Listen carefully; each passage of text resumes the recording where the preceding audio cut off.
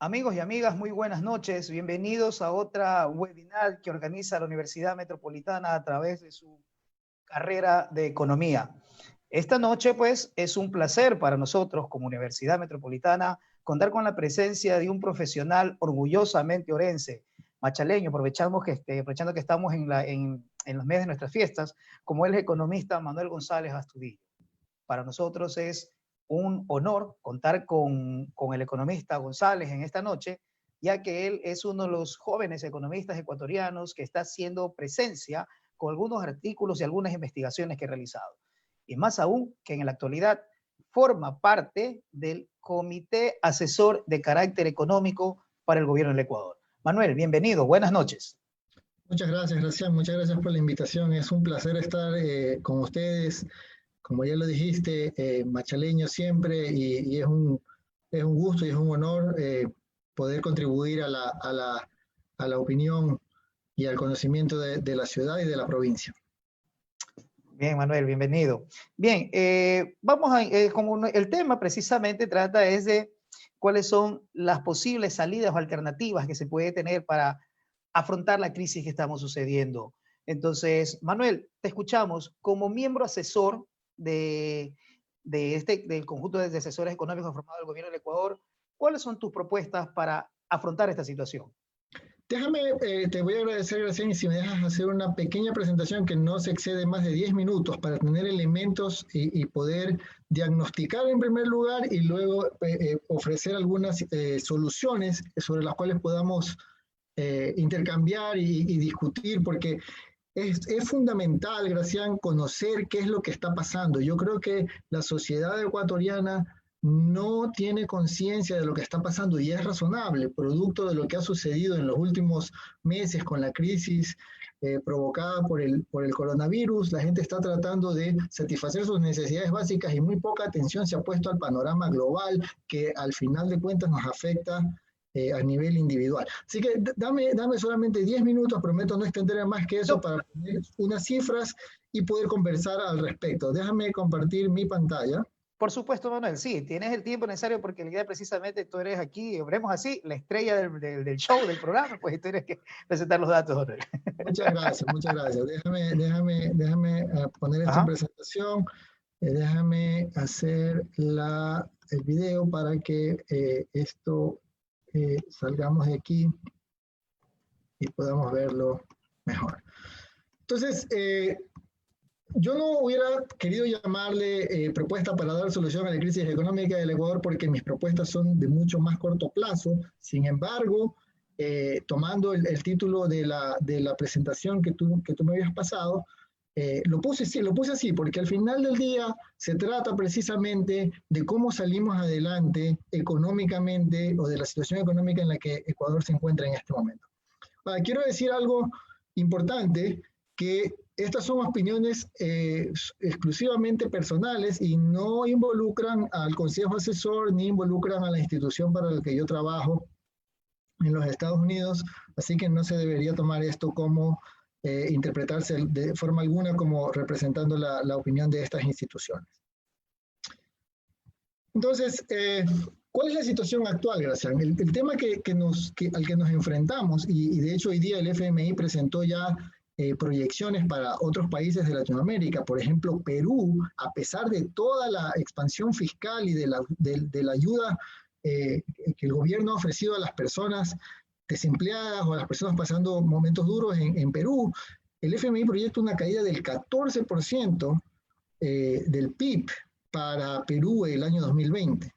Los estimados para Ecuador están entre 8 y 10%, pero ya dado lo sucedido, creo que nos estamos quedando cortos con una proyección de esa naturaleza. Esa caída es mucho más grande de lo que pasó en la crisis financiera del año 99, que nos llevó al país a que mucha gente emigrara, empresas que quebraran y al final del día se dolarizara la economía. Esa caída del PIB va a significar un gran aumento de la tasa de desempleo, de subempleo, podríamos hablar de números entre el 12 y 14%, pensando que la tasa de desempleo en este momento o hasta el 2019 estuvo en alrededor de 5 o 6%, el número de desempleados se duplicaría.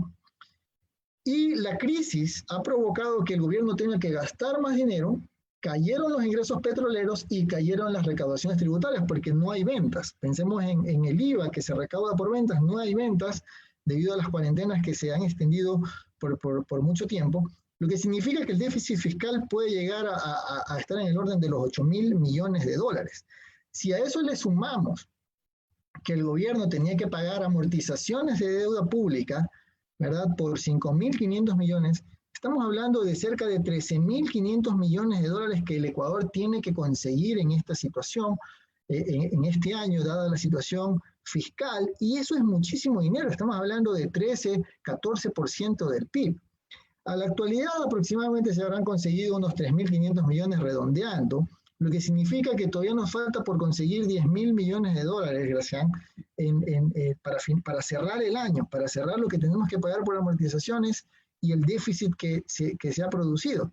De esos 10.000 millones de dólares, más o menos se han identificado 7.500 millones, que incluye un programa del FMI por alrededor de 3.000 millones, ojo con eso, incluye un programa del FMI por alrededor de 3.000 millones, y entre las otras cosas que se han conseguido, nos quedan todavía por identificar 2.500 millones de dólares.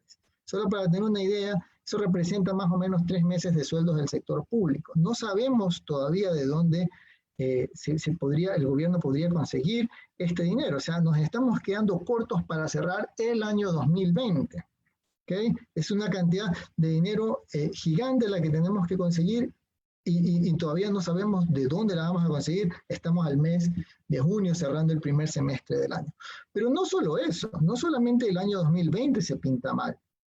Aquí están las proyecciones del FMI para los años 2021 en adelante, ¿verdad? Y esos 13.500 millones de los que te hablaba aquí para el 2020 que se necesitaban conseguir, están aquí más o menos, ¿verdad? Que se llaman las necesidades de financiamiento. En el 2021, el FMI proyecta otros 10.500 millones, otros 10.000 en el 2022, otros 10.000 en el 2023, 9.000 en el 2024. Es una cantidad de dinero que el Ecuador no está en capacidad de conseguir en este momento. De hecho, el Fondo Monetario Internacional habla de un gap de financiamiento de este monto que está aquí. Esto es insostenible, es insostenible. El Ecuador no puede seguir endeudándose a este ritmo para pagar lo que gaste de más y las amortizaciones de capital. Entonces, la situación, y esto quiero que quede claro, la situación actual y futura fiscal del Ecuador es muy, muy, muy complicada. Ahora, obviamente esto no es sostenible, ¿verdad? No podemos, si pudiésemos ir a los mercados internacionales a endeudarnos para lograr el financiamiento que nos hace falta, sería genial, pero con el nivel de riesgo país que tenemos, las tasas de interés no bordearían menos del 30%. Es una cosa de loco. Hay países, estaba viendo noticias ayer, no recuerdo si era un país centroamericano, se estaba endeudando a tasas del 4 o 5%.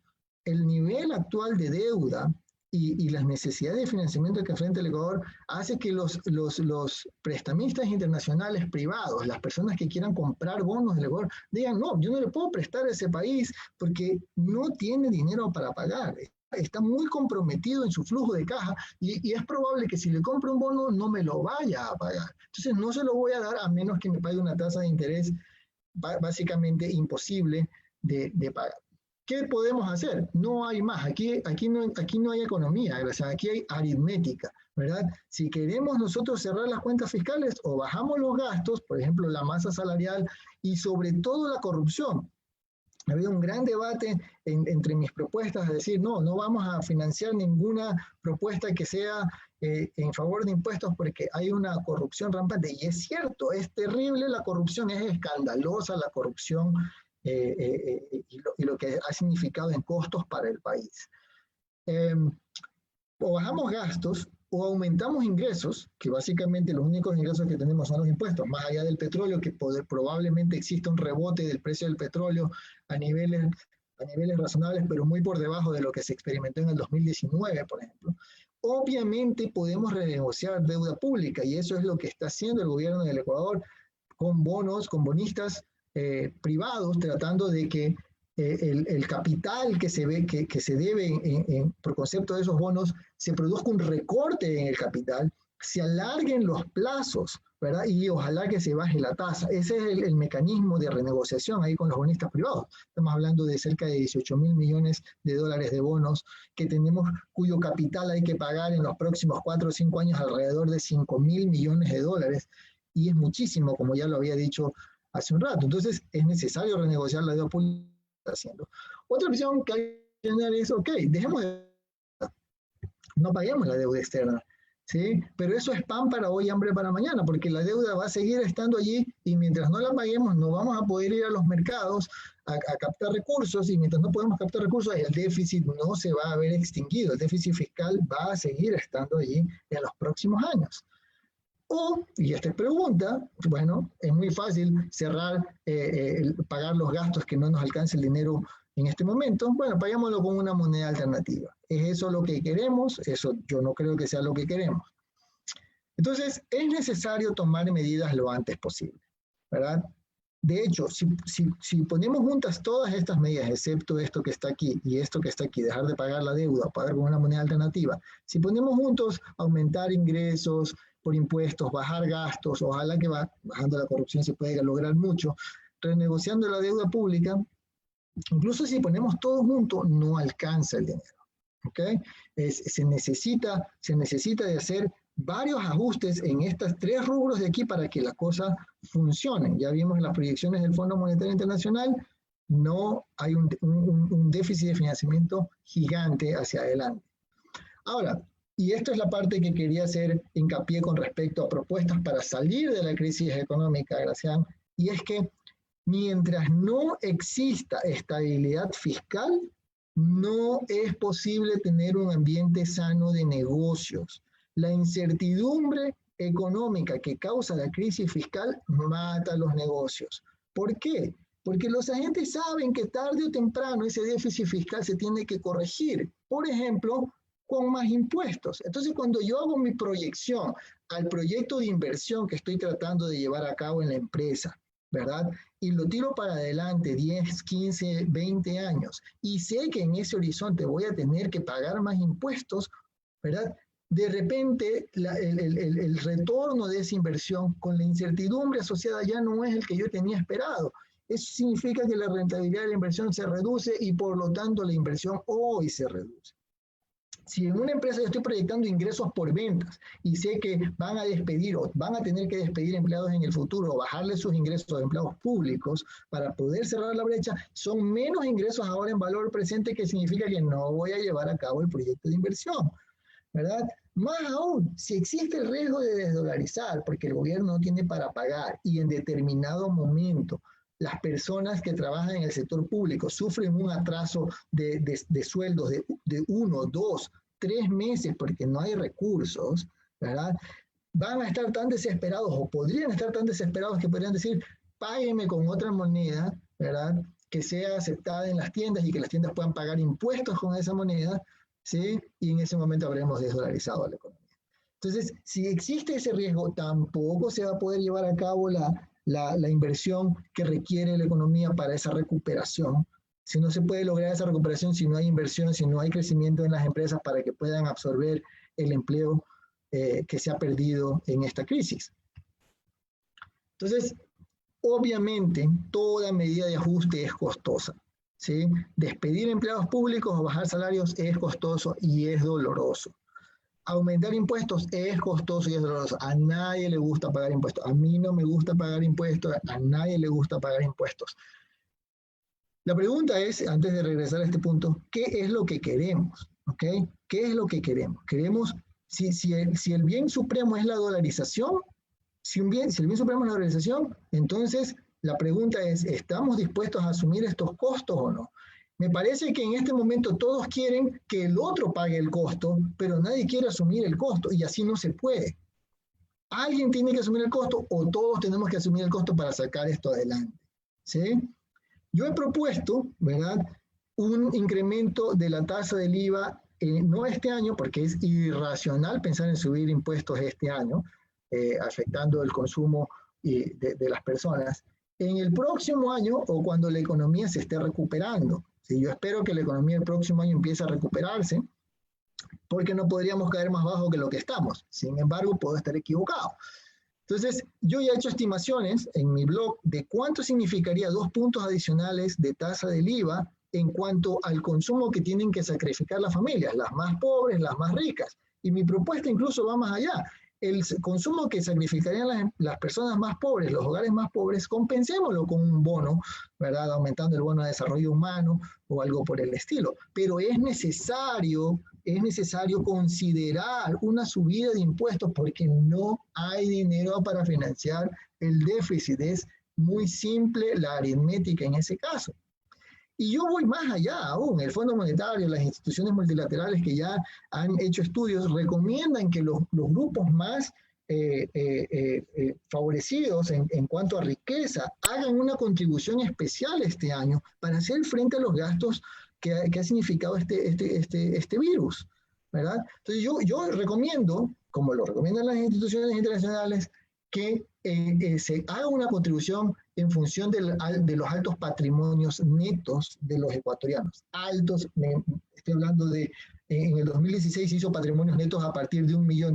Yo propongo que la contribución sea a partir de patrimonios netos. No lo sé todavía, estoy por obtener esa cifra, pero me imagino que alrededor de $500, $300.000 de patrimonio neto, una contribución para hacer frente solamente este año a lo que sucede.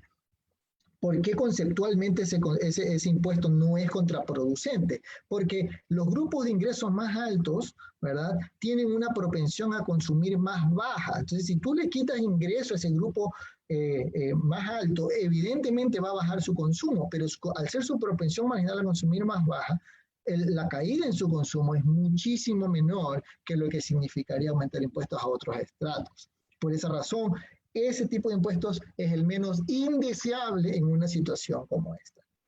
Obviamente, una salida de dolarización es terrible y es lo que yo pienso. Puedo estar equivocado si las prioridades de la sociedad ecuatoriana son otras y una salida de dolarización no se ve como terrible, entonces no hay nada más que hacer. Mi debate acá y mis argumentos caen en saco roto y no tengo nada que decir. Mi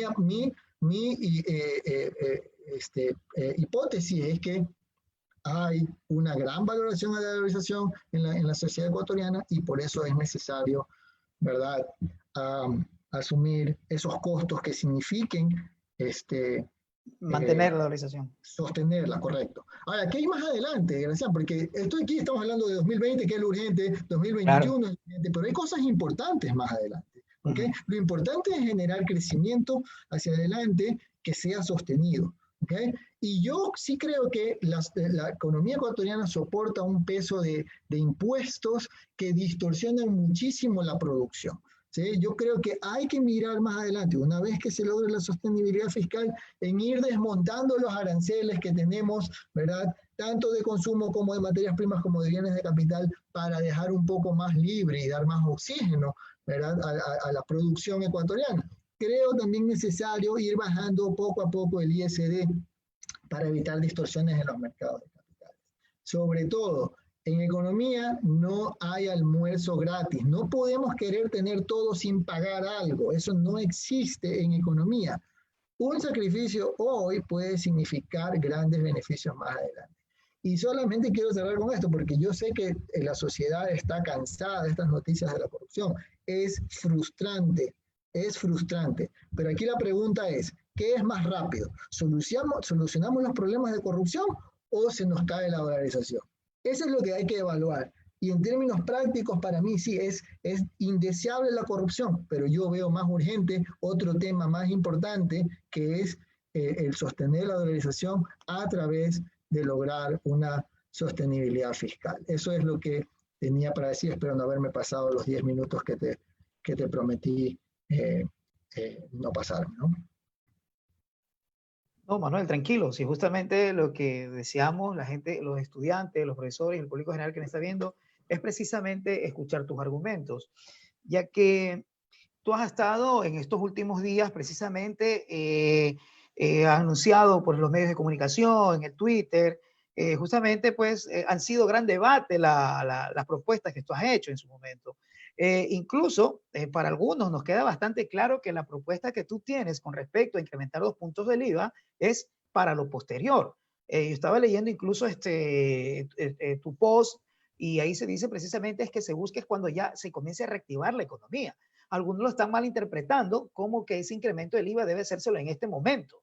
Pero es que a futuro, cuando de a poco vayamos reactivando la economía del país. Correcto, y no es razonable pensar ni en reducir el gasto público en este momento, ni aumentar impuestos en este momento, ¿verdad? Siempre tenemos que pensar nosotros en el multiplicador fiscal, ¿verdad? El multiplicador fiscal se da por el lado del gasto o se da por el lado de los impuestos. Entonces, si es que hay una recesión, el multiplicador fiscal tiende a ser mayor en recesiones. Eso significa que si reduces el gasto o aumentas los impuestos, las dos cosas tienen un efecto contraproducente en la producción, en recesiones ese efecto se amplifica comparado a lo que hubieras podido hacer en una expansión. Siempre he dicho yo que el gasto público en Ecuador tenía que ajustarse, ¿verdad? Eso había sido siempre una discusión o un argumento que yo había tenido cuando la economía estaba bien. Yo creo que este gobierno y el Ministerio de Finanzas se demoraron en hacer ese ajuste y cuando ya en este momento no queda de otra más que hacer un ajuste, es lo que está haciendo, y esa es otra cosa. Mucha gente dice, otras economías están entregando recursos, están bajando impuestos, están haciendo días sin IVA, están bajando tasas de interés. Sí, esas economías tienen un banco central, para empezar, tienen ahorros, para empezar, ¿verdad? Son economías en las que el Estado se puede endeudar a tasas muy bajas o pedir créditos a los multilaterales a tasas muy bajas y con eso hacer programas para evitar que el sufrimiento se prolongue con respecto a la crisis. Ecuador no tiene esa posibilidad. Tenemos que saber dónde estamos parados e insisto, creo que muy poca gente sabe o se da cuenta en la situación en la que estamos. La situación es muy complicada. Entonces, no podemos compararnos con otros países como Colombia, que hacen días sin IVA, que yo no estoy en contra de esas cosas. Yo creo que he propuesto por largo tiempo un día sin IVA en Ecuador o cosas por el estilo. No podemos compararnos con esos países. Nosotros no tenemos recursos. Acá en Ecuador, lo que gastamos tenemos que pagarlo. No hay dónde, en este momento no hay dónde ir a captar recursos para financiar esa brecha. Acá o nos ajustamos y sobre todo, si queremos renegociar esa deuda, que nos va a dar oxígeno, si queremos que el FMI nos preste plata, ellos nos van a pedir que hagamos ajustes. Nadie nos va a prestar plata para que esa plata caiga en saco roto. Nadie nos la va a prestar. Entonces tenemos que ser conscientes de eso. Hay que hacer sacrificios porque yo no veo otra salida. Puede ser que esté equivocado. He pedido, y eso podemos hablar un poco más tarde, he pedido alternativas. Estoy sentado todavía esperando. Sí, precisamente, pues como te dije, yo paso leyendo los tweets, yo te sigo y ahí pues armado una pequeña discusión con algunos otros colegas y bueno, yo le digo que les piden alternativas y no te le dicen. Porque precisamente yo te estoy siguiendo también en los posts porque yo leí cuando al principio de la pandemia, tú junto a un grupo de profesores escribiste también acerca de las posibles alternativas que se pueden hacer y una de las preguntas va relacionada a eso. Pero antes, bueno, tomaste el punto de la situación en Colombia y hay que quedar en claro, ¿no? De que las situaciones que tenemos nosotros como país es muy diferente a otras situaciones que tenemos. Sin embargo, una de las preguntas que uno de nuestros docentes, alumnos me decía es, ¿sería importante la disminución del IVA como ha hecho otros países, en este caso como Colombia? Son características diferentes. ¿Nosotros podríamos aplicar en algún momento los días sin IVA para reactivar la economía aquí? Yo no veo por qué no. En Estados Unidos, en el mes de septiembre, si no me equivoco, agosto, existe un día sin IVA, ¿verdad? En los que la gente va y hace las compras aquí la escuela empieza en septiembre, entonces la gente va a hacer las compras de la ropa para el nuevo año escolar, también se preparan para el invierno comprando calefactores, todos estos rubros están exentos de IVA en ese fin de semana, entonces desde el viernes, sábado y domingo la gente va y hace esas compras, es natural, es aceptable, es algo que beneficia a todos, ¿no? Pero es una fecha fija, ya tú sabes este año cuándo va a caer el 2021 y el 2022, entonces no es que en Colombia yo creo que el enfoque fue distinto porque te daban 3 días en un mes. Sí, Entonces, 3 días en un mes. va a poner el consumo muy claramente y no va a consumir antes del día del IVA y después va a consumir ese día, lo cual no me parece muy razonable, pero sí creo que, y me decía alguien en Twitter,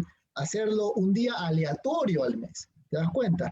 Entonces, un día al mes, cosa que nadie sepa, me voy a posponer el consumo porque yo sé que ese día, sino que aleatoriamente me toca y en ese día, ¿verdad? Tengo el beneficio de no pagar IVA. Hay muchas alternativas, yo no me opongo a este tipo de cosas, pero creo que son muy coyunturales y creo que son muy, hasta cierto punto, irrelevantes porque el tema es mucho más profundo, ¿verdad? Una cosa es bajar el IVA por un día y hay otras personas que dicen, bueno, pero si es que bajamos el impuesto, la economía se va a incentivar y al incentivarse la economía se va a recaudar más. No funciona así. Para que eso suceda, la tasa del impuesto tiene que ser muy alta para que efectivamente haya una reducción, eso es lo que se llama la curva de Laffer. Si estás en el otro lado de la curva de Laffer, efectivamente bajar la tasa te aumenta la recaudación porque hay más, se incentiva la economía. Nosotros no estamos en ese lado de la curva de Laffer. Hay estudios que dicen que la tasa del IVA debería ser alrededor del 32% para que tú efectivamente puedas bajarla y aumentar la recaudación. Ese no es el caso de Ecuador. ¿Sí? No existe. Hay gente que dice que entre el 2016 y el 2017 se bajó la tasa y se recaudó más, o entre el 2015 y el 2016 se subió la tasa y se recaudó menos. Son otras cosas, porque la recaudación también depende de la actividad económica. Exacto. Entonces es una cosa circular en donde tú tienes que discriminar. Vamos a dar constante una cosa para poder explicar otra. ¿Okay? Entonces hay que tener mucho cuidado con eso, porque la economía, si bien es cierto el sentido común puede ser el menos común de los sentidos. Es que muchas veces, y también la economía, recuerda que eso es lo bonito de esto, porque no es como la matemática que dices 2 y 2 es 4. ¿Tú sabes por qué? Porque los agentes económicos de algún momento al otro pueden cambiar su forma de ser. Pues, por ejemplo, vamos a suponer que el Ecuador el día de mañana dice, bueno, vamos a decretar el día lunes, vamos a hacer lo que va a ser un día de compra sin IVA, pero el problema va a ser, pues, si la gente va a tener en el dinero o el circulante para poder hacer las compras. O sea, no va a suceder absolutamente nada. Eso también hay que ver las variables que se pueden presentar en el momento. Hay muchísimas cosas alrededor, por eso digo, yo creo que discutir ese tema del día sin IVA es aceptable, yo creo que puede ser provechoso, pero no es fundamental. En este momento no es lo fundamental, en este momento lo que tenemos que pensar es cómo sacamos este año, como te digo, nos falta por financiar un monto equivalente a lo que significaba antes 3 meses de sueldo, que además tenemos que pensar que no se puede pagar. Alguien decía en Twitter el otro día, estamos endeudándonos, pero no pagamos sueldos. Sí, porque la Constitución, la ley ecuatoriana impide que puedas pagar sueldos con deuda. No se puede endeudar el gobierno para pagar sueldos, ¿verdad? Porque son gastos permanentes que tienen que estar financiados con ingresos permanentes, excepto si se trata de educación y salud. Creo que por ahí hay una salida, pero la ley es bastante clara. Entonces, la única forma de pagar sueldos es con ingresos tributarios, ¿sí? Y con menos actividad económica, por la que esta catástrofe ha significado, no hay los recursos. Gracias, hay empleados públicos que no cobran sueldos hasta un retraso de 3 semanas en el mes. O sea, yo no sé, yo me pongo a pensar aquí en mi situación particular, ¿verdad? Si no tuviese ahorro, si viviera el día a día, que no me paguen y que se demoren 3 semanas, hermano, es muy complicado para mi situación familiar que yo no tenga esos ingresos. ¿Cómo pago mi hipoteca? ¿Te fijas? Los bancos se supone que en Ecuador y en todas partes del mundo están posponiendo, permitiendo que se pospongan los pagos, pero eso tiene un límite. El banco no puede posponerte pagos indefinidamente, necesita... Tiene que responder a los ahorristas que son los que... Exactamente, entonces... Así es. Queremos decir, alguien dice, oh, aumentar el IVA, eso no es humano. Estamos pensando en el otro lado humano de estas personas que no cobran su salario, ¿verdad? Que si bien es cierto, y lo ponía en una presentación yo, los salarios del sector público son en promedio más altos que los del sector privado, eso ya sabemos, es un fenómeno que ocurre en toda Latinoamérica, en Ecuador en particular también es así, y yo creo que se deberían reducir los salarios públicos, pero hay limitaciones en la ley, ¿no? Tú no puedes ir a cortar el salario a alguien, o sea, eso Claro. no existe, no existe esa posibilidad. Entonces, hay que mirar esto como un todo, no es tan simple el problema. Ok, Manuel, vamos a ponernos, bueno, tú pues aquí dentro de tus exposiciones nos explicaste que prácticamente los ecuatorianos tenemos que tener en claro qué es lo que mismo queremos, si mantener la dolarización o salir de la crisis económica en la que estamos. Ahora, vamos a ponernos en el hipotético caso de que no le queda otra salida al gobierno que crear una moneda alternativa, vamos a suponer, y tenemos que dar paso a la dolarización, porque, como les te digo, no es nada seguro, pero ahí que existe la probabilidad estadísticas de que pueda suceder. ¿Cuál sería el panorama del Ecuador en caso de que diéramos paso a tener una moneda alternativa?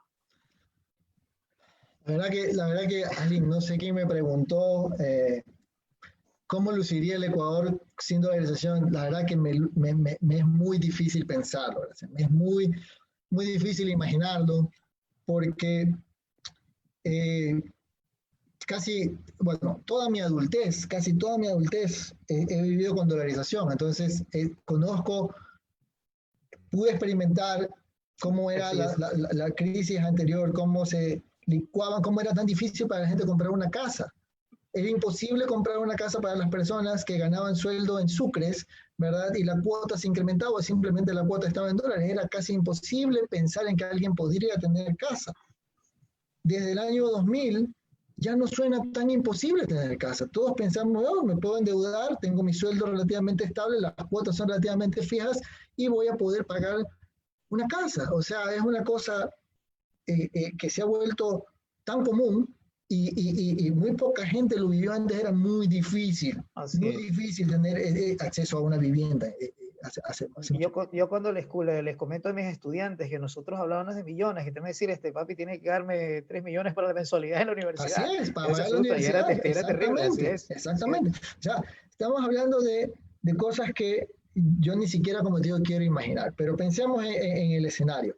No sé, yo repito, esto no es una cosa que se ha conversado con nadie, esto es solo mi criterio personal, ¿cómo lo imagino yo? Si los empleados públicos no tienen para cobrar su sueldo, 1 mes, 2 meses, ¿verdad? Que no son cosas raras, ¿eh? En Ecuador ya pasaba esto, en la década de los 80 y 90, ¿verdad? Los profesores se iban a marchar a las calles, etcétera. No teníamos clase 3 meses porque no pagaban, por supuesto. No pagaba, era una cosa... Está terrible. Ya pasó. Claro. Pues supone que pase así. Entonces el gobierno dice, vamos a tener que pagar con una moneda y vamos a tener que hacer esta moneda, imagínate que se llamen bonos. Le van a pagar con un bono y usted va con ese bono al supermercado, paga con ese bono en el supermercado y el supermercado que tiene que pagar impuestos me los paga a mí, ¿verdad? Entonces se da la vuelta ahí. ¿Qué es lo que va a empezar a suceder? La gente obviamente va a empezar a refugiarse en el dólar y esta otra moneda va a empezar a perder valor, ¿verdad? Ya, al inicio va a ser 1 a 1, pasó en Argentina cuando salió de la convertibilidad, era 1 a 1 y al poco tiempo fue perdiendo valor, ¿verdad? Y en este momento no sé cuánto está el dólar, que está a 80 pesos, 100 pesos. Sí. No aguantó ni 4 años eso, me parece, en el 2012 vino abajo. Mucho menos. Entonces la cosa se fue yendo y de repente tu dinero, ¿verdad? Que tú estabas acostumbrado a un nivel de precios, vale una cosa totalmente distinta, ¿sí? Es más, hay otro problema ahí. La deuda externa sigue estando en dólares. Eso no te la van a poner en bonos, ni en nuevos sucres, ni en ninguna cosa. Vas a tener que seguirla pagando en dólares. Entonces necesita el fisco dólares, nutrirse de dólares para poder pagar esa deuda externa. Entonces con los nuevos bonos vas a comprar $1 y ya no te alcanza. Entonces, sí, el déficit lo resuelves hoy día facilito emitiendo otra moneda. Hoy lo resuelves facilito. Pero te queda el déficit. ¿Qué pasa mañana? Entonces, si es que yo quisiera pensar en mis hijos y el futuro que les voy a dejar a ellos, ¿verdad? Yo tengo que pensar más allá de este mes, tengo que pensar más allá de este año, tengo que pensar más allá del próximo año. es necesario tener esa visión y los números están allí. Los números están ahí. Si alguien tiene números distintos y propuestas distintas, yo estoy dispuesto a escucharlas, gracias. Yo puedo estar equivocado, ¿sí me explico? Puedo estar equivocado, puede ser que mi propuesta no sea ideal. Estoy dispuesto a escuchar propuestas. ¿Sí? Necesitamos escuchar propuestas. Y eso es a lo que he ido yo en mi lucha en Twitter, ¿verdad? Que ha sido es cansada. En estos últimos días te he visto bastante activo en estos últimos. Necesitamos propuestas. Un señor viene y me dice, no, lo que necesitamos bajar el IVA es al 5%. Señor, muéstrame cuál va a ser la situación fiscal de bajar el IVA al 5%, cuánto va a crecer la economía y cómo vamos a estar el próximo año. Muéstrame sus cifras. Yo les estoy mostrando las mías.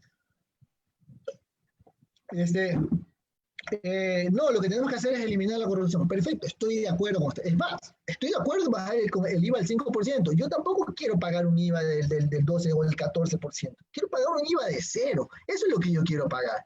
¿Sí? Yo creo que cuando mi mamá se necesita comprar una computadora, no pague ni aranceles ni pague IVA. No quiero que pague nada. ¿Te das cuenta? Eso es lo que yo quiero. Porque no es lo que yo quiero, y otra cosa es lo factible. Entonces, muéstreme que la corrupción, ¿cuánto vamos a sacar de la corrupción? ¿Cómo la solucionamos? Es muy difícil. He pensado mecanismos para solucionar este tema de la corrupción. Hay una persona, se me fue el nombre, Gino Cornejo, profesor, creo que es de la Ecotec, si no estoy equivocado, y me pareció una propuesta interesante. Tengo que llamarlo para conversar con él. Inteligencia artificial. No dejemos que las personas decidan esto. ¿Okay? Veamos que sean empresas que han tenido cierto tiempo en el mercado, para que no sean empresas de papel que van solamente a entrar a la negociación para llevarse la plata. Creadas al momento.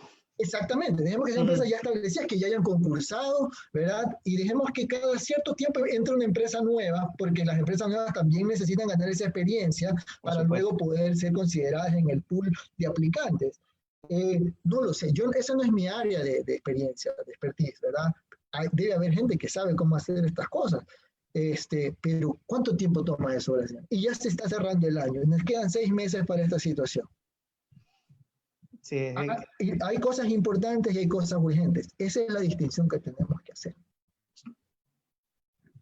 Sí, incluso tomando el tema de la corrupción, yo justamente aprovechando en este momento, pues te comento, casi no me gustaba leerlo a Osvaldo Hurtado, sin embargo, aprovechando la pandemia, leí el libro de lo que es las costumbres de los ecuatorianos. Oye, es fantástico. Y es fantástico porque uno termina relacionando lo que pasa en la colonia con lo que estamos en la actualidad y parece que venimos arrastrando todo eso hasta acá. Por supuesto, y te recomiendo otro libro, se llama ¿Por qué fracasan las naciones? De Acemoglu y Robinson. Precisamente, esas falencias institucionales que tuvimos durante la colonia son las que han causado la situación en donde estamos. Esta sí es causalidad económica, porque Acemoglu y Robinson encuentran causalidad de instituciones al crecimiento, ¿verdad? Entonces, esas instituciones que tuvimos ahí desde hace tanto tiempo son las que causan esta situación en la que vivimos. Es muy difícil salir de ese círculo. Es muy difícil salir de ese círculo. Y yo no tengo una respuesta para eso. Yo creo que el que encuentra la respuesta a esa situación se ganará no un premio Nobel, se ganará 2, 3 premios Nobel.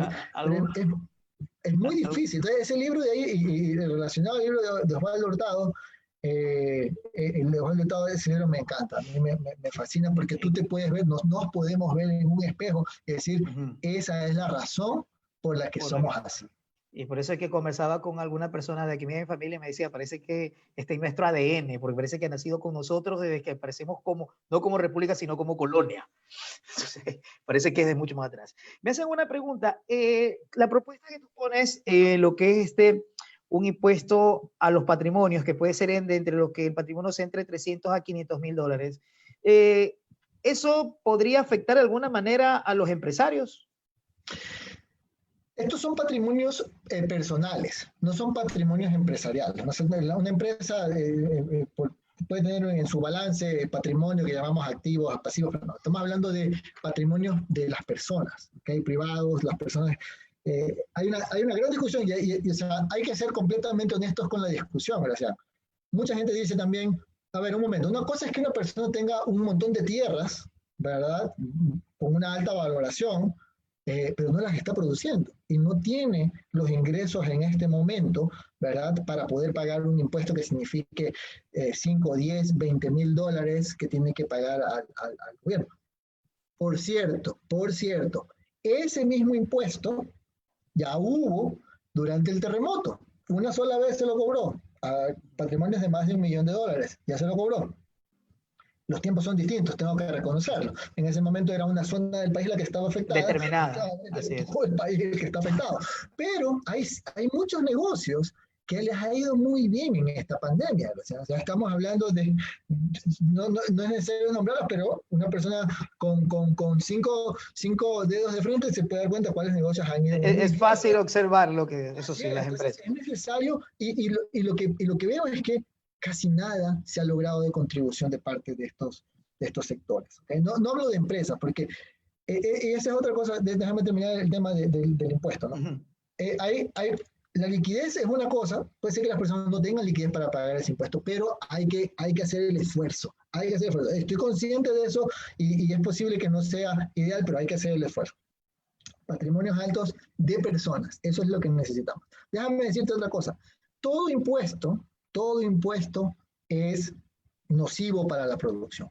Todo impuesto es distorsionador. No, déjame sacar esto. No es nocivo para la producción, es distorsionador. Distorsiona las decisiones de los agentes, distorsiona las decisiones de inversión, distorsiona las decisiones de consumo, ¿verdad? Distorsiona las decisiones de ahorro. Todo impuesto tiene su distorsión. Lo que siempre tenemos que tratar de buscar es el impuesto que cause las menores distorsiones posibles para la producción. Porque la producción es lo que nos logra dar empleo, ¿verdad? El empleo nos logra dar bienestar, etc. Entonces, siempre hay que buscar el empleo que menos distorsione la producción. Por eso hablaba del impuesto a los patrimonios más altos. No a todos los patrimonios. Hay gente que ha desdibujado el tema, afortunadamente, no quiero hablar de eso, pero dice, no, todos los patrimonios. No se trata de tu patrimonio. Yo tengo el mío que también es pequeño, no quisiera que me quiten lo poco que tengo, ¿verdad? Estamos hablando de patrimonios grandes porque esos no van a afectar a la producción. Así es. Bueno, aquí una pregunta que nos hace la compañía, la niña Aurora Aguirre, sobre que el libro de Osvaldo Hurtado. El libro de Osvaldo Hurtado, Aurora Aguirre, es Las costumbres de los ecuatorianos, así se llama el libro. Creo que no lo venden ese libro más. Yo encontré una copia usada que la compré por internet. No sé si en Ecuador la encuentras todavía, hay nuevas ediciones. Sí, la encontré en Supermaxi precisamente. Sí, en Supermaxi es un libro muy bueno, yo lo recomiendo siempre. Sí, es muy bueno el libro, es muy buen libro. Juntándolo también el de Alberto Acosta, el de Breve Historia Económica del Ecuador. O sea, esos dos libros son... Ese de ahí es más antiguo, ¿no? Bueno, el de Alberto... Sí. El de a sacada ediciones las va actualizando de Alberto Acosta, sí. Ese me lo he perdido, eso no lo he visto. Sí, no, te lo recomiendo. Algún rato que vengas acá a Machala, porque vengas podemos conversar, Manuel, recordarnos acá cuando uno del barrio. Manuel, una pregunta también nos hace aquí una estudiante, nos dice que le aclare por qué es que el incremento del IVA no afectaría a la mayoría de ecuatorianos. Te hago una pregunta, gracias. ¿Hay estudiantes de economía en la UTAM? Sí. Perfecto. Es muy importante, y déjame enfatizar, no voy a terminar de enfatizar esto lo suficiente. Es muy importante que un estudiante de economía sepa, ¿verdad?, que cualquier afirmación que se haga tiene que ser hecha con cifras, ¿ok? Tiene que ser hecha con cifras. Yo les voy a recomendar que vayan a mi blog, pueden poner en Google Economía en Jeep, ¿verdad? Y pueden poner mi nombre y pueden ir a mi blog y allí van a encontrar un artículo en donde he dejado la hoja de Excel, ¿verdad?, con los datos para que cualquiera los pueda bajar y pueda hacer su análisis. ¿Qué hay en esa hoja de Excel? Hay el censo, la encuesta nacional de gastos e ingresos urbanos y rurales que hace el INEC en el 2012, en donde le preguntan a las familias qué compren, mano, desde un huevo, una cebolla, toda la canasta de consumo de la familia está ahí. ¿Cuánto gasta en electricidad? ¿Cuánto gasta en transporte, en salud, en vivienda, etcétera? Tienes una cantidad de información y en ese archivo de Excel está ya resumida la información. Entonces han clasificado por deciles de ingresos, de los más pobres a los más ricos, ¿verdad? Y tú puedes ver qué consumen estas personas por esos deciles de ingresos y cuánto consumen, ¿verdad? Entonces lo que yo hice ahí en ese post fue, ok, veamos por deciles de ingresos qué consumen las personas y qué productos tendrían IVA y qué no tendrían IVA. Es una aproximación. Entonces hago allí y veo, bueno, si le subimos el IVA del 12 al 14%, ¿cuánto se incrementaría el gasto? Y ahí está calculado. Déjame ver si es que... Si es, es que es el que lo subiste el 23, sí, el 23 de tu post. Solamente quisiera mostrar la tabla aquí para que tengamos esos números, porque ese grafiquito es ilustrativo, o esa tabla es ilustrativa. Déjame ponerla aquí para contestar la pregunta casualmente. Tengo que compartir la pantalla, espérate un segundo, aquí estoy. Sí. Aquí están los resultados, como decía, pueden ir al blog. ¿Verdad? Entonces aquí está, no sé si se alcanza a ver muy bien, pero decil 1, sí. ¿Se ve allí o no? Sí, se ve claro. Se ve la tabla, no sé si estoy compartiendo lo que... Sí está. Decil 1 está aquí, ¿verdad? Estoy compartiendo lo que tengo que compartir, no estoy seguro, pero bueno. Sí se ve. Decil 1 gana en promedio $357, el decil más rico gana en promedio $2.877. Y aquí está cuánto consume cada familia. Con un IVA del 12%, la familia del decil 1 consume $293, la más rica $1.685. Entonces, lo que dice ahí en el ejercicio, en la hoja de Excel, es, ok, ¿qué pasaría si el IVA va a 14%? No todos los productos pagan IVA. Y es más, los productos alimenticios suelen ser la mayoría de los rubros para las familias más pobres. Entonces, esto significaría cuánto se incrementaría el gasto el gasto de consumo de las familias en promedio por deciles, y esta es la diferencia. ¿Ok? Esta es la diferencia. En promedio significa que una familia, el decil más alto va a gastar $15 más al mes si es que el IVA sube de 12 a 14%. Están allí los números. Pueden jugar con los números si ustedes desean, no tengo ningún problema. Es importante siempre, ¿verdad? Como economista, siempre tener un juicio para poder decir esto es tanto, y discutir. Mis supuestos fueron estos, ¿verdad? Y el ejercicio fue hecho de esta manera, transparente, siempre tener las cifras para poder hablar con cifras. Ok, gracias, Manuel. Manuel, bueno, como yo te decía, pues yo también leí el principio cuando empezó el principio del problema económico, el problema de la pandemia aquí en el país, pues tú con un grupo de profesores de la SPOL trabajaste también en unas pequeñas propuestas, y justamente la pregunta, y bueno, lo tomé también ahí para explicárselo a algunos estudiantes, incluso yo también pude explicar un poco en un webinar también que hice personalmente, y la pregunta es que nos hacen acá un estudiante es, en la actualidad, en la actualidad, ¿se puede seguir utilizando ese planteamiento que existe en el principio o han cambiado algunas cosas? Es una muy buena pregunta. Yo también me lo he preguntado cuando estoy yéndome a dormir, ¿no? Y lo importante es ser consistente, ¿ok? Lo importante es ser consistente. En esa propuesta decíamos, mira, se necesita $5.000 millones adicionales para que la gente se quedara encerrada en la casa, ¿ok? ¿De dónde lo sacamos? Eso va a estar, o sea, hacer el cálculo no es tan complicado. La pregunta es, ¿de dónde vamos a sacar $5.000 millones extras a los que te mencioné, 13.500 o yo qué sé qué cosa? O sea, di tu 18.000 millones tenía que pedir Ecuador. Entonces sí, había unas propuestas agresivas ahí de no pagar, renegociar la deuda, etcétera, etcétera, etcétera. Y también había una esperanza de que los organismos multilaterales, que yo sigo esperando, ¿verdad? Sigo esperando, se conduelan un poco más con las economías de Latinoamérica en particular, que están pasándola tan mal con esta pandemia. ¿Ok? Sé que los organismos multilaterales no pueden actuar por su cuenta porque están en función de los países. Los países poderosos son los que tienen la posibilidad de emitir más derechos especiales de giro para que emitan más,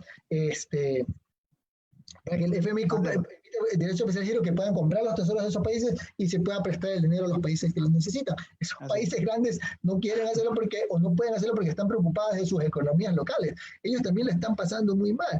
Entonces, es frustrante ver cómo los organismos multilaterales no aflojan la plata, que a mí me gustaría ver que la aflojaran de una manera mucho más rápida, mucho más laxa, precisamente para poder hacer frente a estas situaciones. Es criticable, no estoy a favor de eso, ¿verdad? Pero siendo pragmático, no sé qué más se puede hacer. Incluso hablando un poco ya hablando de la filosofía de economía, algunos estaban hablando de que esta pandemia podría traer nuevos nacionalismos, porque cada país, pues, sobre todo los problemas que había en Europa, estaban buscando proteccionismo para ellos y dejando a un lado a sus vecinos. Es que es muy difícil empezar a mirar hacia afuera cuando la urgencia que tienes es que tu gente no se te muera, que tu gente no quede sin empleo, que tu gente no tenga para comer. Es razonable. Así es, mira el problema que había que Nosotros no nos estamos preocupando de lo que pasa en Perú, ni los peruanos se están preocupando de lo que pasa en Ecuador. Estamos tratando de salir, cada uno tratando de salir como sea. Pero creo que hubo una iniciativa, y te debo la información completa. Creo que alguien en España, no me acuerdo, que creo el presidente español está reuniendo países, ¿verdad? Para armar un bloque conjunto, ¿sí? Como sucedió en los 80 para la renegociación de la deuda, un bloque conjunto, ¿verdad? Para poder ir a los multilaterales a decir, señores, esto no puede ser. Necesitamos que le den alivio a la deuda y necesitamos recursos además. No podemos enfrentar esto así nomás. Recién 14% de caída de Perú, cuando Perú era la economía, no sé si más... Era el abanderado de aquí de la región. Todo lo que está sucediendo es terrible, es una catástrofe. Así es. Sí, mira, tomamos en cuenta también lo que sucedió en la historia de los eurobonos en estos últimos tiempos, ¿no? La Comisión Europea prácticamente estaba dándole un poco la espalda a lo que era a los países más afectados, España y Portugal en su momento, ¿no? Entonces, por eso es que se hablaba de nuevo nacionalismo. Y metiéndonos un poco en Europa, aquí también nos hacen una pregunta. Hablando de lo que es el modelo escandinavo, los modelos que están utilizando en Noruega, ¿habría la factibilidad de ese modelo aplicarlo aquí en el Ecuador? Una cosa es el modelo, pensemos en Noruega. Noruega es un país petrolero. Noruega es un país petrolero que ahorra todo lo que produce de petróleo, lo ahorra en un fondo. Bueno, creo que para esta pandemia desahorró un poco de ese dinero, pero usualmente, ¿qué es lo que hacía? Ahorraba todos los recursos petroleros y se consumía el retorno real. Ni siquiera el retorno nominal, el retorno real, ya descontado de inflación, es lo que se consumía cada año. ¿Verdad? Es el fondo soberano más grande que existe. Así es. Y algo también, Manuel, te interrumpo, ellos también previeron que las inversiones de ese fondo sean en el propio Noruega, ¿no? Sino que se invierta en otros países, seguramente. Pero imagínate, estábamos justamente hablando hace un rato de la costumbre de los ecuatorianos. Ajá. El factor cultural, hermano, pues, o sea, yo no creo que debemos sentirnos menos, pero sí tenemos que ser conscientes de nuestras diferencias. Creo que el COPLAFIP, el nuevo código para las finanzas públicas que se aprobó recientemente, contempla estos fondos petroleros para más adelante. Yo creo que nunca debieron desmontarse. Creo que todo es perfectible, pero ahorrar los recursos petroleros para que no haya lo que se llama pass-through, para que pase un choque externo a la economía doméstica, es fundamental a través de estos fondos. Fíjate cuando empezamos a caer nosotros, Gracián, cuando el precio del petróleo se empezó a desplomar, a finales del año 2014, empezó esta catástrofe que hoy estamos viviendo, ¿verdad? En ese momento el gobierno decía, no, si baja el precio del petróleo no nos pasa nada. No, esto que estábamos viviendo es consecuencia y empezó justamente ahí. Si tú miras los números de crecimiento del PIB, coincide con la caída del precio del petróleo y a partir de ese momento hemos venido en franca caída y seguimos en franca caída. Así es.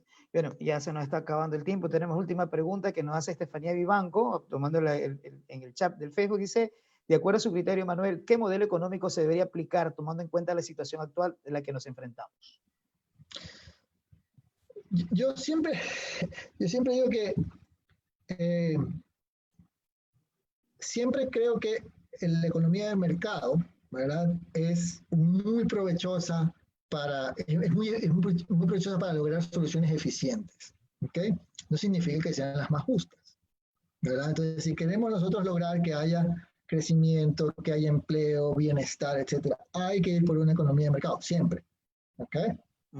Pero, desafortunadamente, la economía de mercado también produce imperfecciones. Hay imperfecciones en el equilibrio de mercado. Esas imperfecciones pueden ir causando fricciones que se van profundizando con el tiempo. Por ejemplo, la desigualdad, ¿sí? Hay problemas de desigualdad en nuestros países, siempre ha sido así. Y esos problemas de desigualdad, y eso también en el resto del mundo también, en donde existe alta desigualdad, genera conflicto social. ¿Okay? Entonces, si es que queremos proteger ese esquema de mercado que es tan provechoso para que los que tienen oportunidades puedan lograr aumentar su bienestar, etcétera, acumular riqueza, si queremos proteger ese mismo esquema de mercado, necesitamos evitar que el esquema de mercado se destruya desde adentro por la causa de estas imperfecciones y estas situaciones indeseables que van ocurriendo inevitablemente.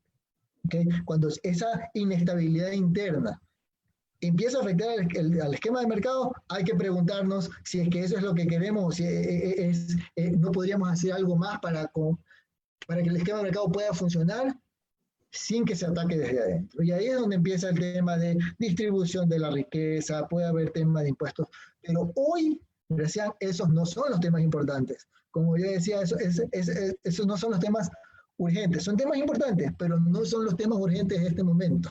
Por eso hay otras cosas que nos agobian. Por ejemplo, lo que tú decías en este momento, ¿qué queremos? ¿Y mantener la organización a salir adelante de la crisis que estamos viviendo en la actualidad? Hay que poner prioridades. Es necesario poner prioridades y saber que no existe almuerzo gratis en economía. No puede ser que los otros paguen y yo no pague. Todos tenemos que hacernos cargo de esto. Así es. Bien, Manuel, pues te estamos agradeciendo. Ya nos queda poco tiempo. Ha sido muy fructífera esta charla. Te dejamos las palabras finales para ti, para nuestros estudiantes y las personas que nos están viendo, nuestros profesores. No, primero te agradezco muchísimo. Creo que el tema en redes sociales se desdibujó muchísimo, ¿verdad? Y tener esta oportunidad para poder aclarar algo que estaba claro, porque, por cierto, todo lo que estoy diciendo está en mi blog. Yo no me estoy inventando nada, queda registro de todo lo que he dicho y de todo lo que he propuesto, está ahí escrito con fechas, con propuestas, etc. Me alegro que la UMED haya vencido el miedo y haya permitido este intercambio, porque creo que es necesario elevar el debate, es necesario tener estas discusiones, ¿verdad? Porque todos ganamos. Y repito, estoy abierto a escucharlas, cualquier propuesta que exista, estoy dispuesto a hacerlo, y creo que este tipo de cosas, te felicito, Gracián, y cuando lo requieras, estoy a las órdenes para conversar en cualquier otra oportunidad.